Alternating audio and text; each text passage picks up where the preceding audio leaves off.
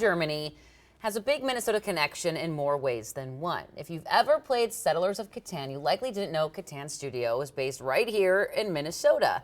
And some Twins players, like Royce Lewis, are huge fans of the game. So how did this all unfold? Well, I saw this tweet from Twins sports writer Aaron Gleeman. During a recent interview, Gleeman found out that Royce Lewis and some other Minnesota Twins are big fans of the board game. Catan official replied to the tweet saying, quote, "We're a Minnesota company and huge Twins and Royce Lewis fans.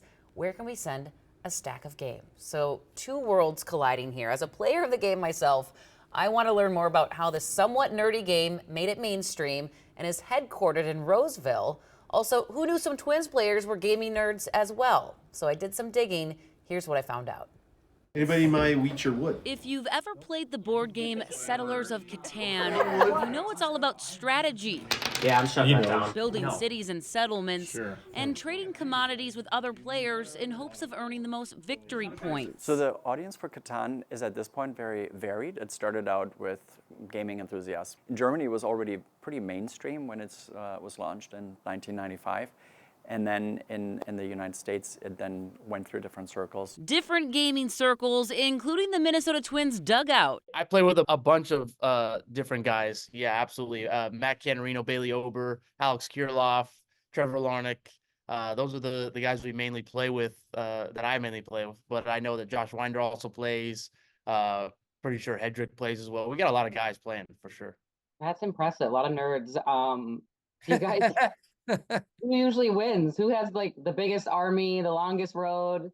You know, it's different every time we've played so many games, right? But I like to say I'm pretty good myself, so I appreciate, all the strategies from other guys, and I continue to learn from each other, and I feel like we always get better, no matter what. Twins third baseman Royce Lewis says while rehabbing injuries off the field, the guys will break out the board game. I'm usually like the guy that likes to just build cities on top of cities. This comes as no surprise to Catan CEO Guido Teuber. His late father Klaus Teuber created the game with team building in mind. Yeah, we're really aware of the fact that in the world of sports, athletes really have taken to Catan, and whether it's football, soccer, basketball, you name it. People are smart and sophisticated, and if they just play the game, then they will take a little bit of effort, then they will get the game. Wow. Here I was assuming that they're back there playing PlayStation 5 or they're breaking out the Nintendo Switch or playing Settlers of Catan. That's right. So a lot of folks might be wondering, well, how did it end up in Roseville with the Catan Studio? Apparently the game's creator had a business partnership with a local game developer, and the rest is really history. Wow. And That's unfortunately, amazing.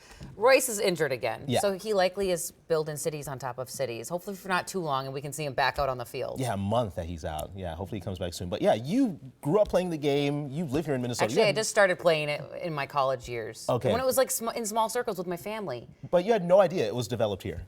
No, well, it was developed in Germany. Well, it's a whole yeah. thing. But anyway, John.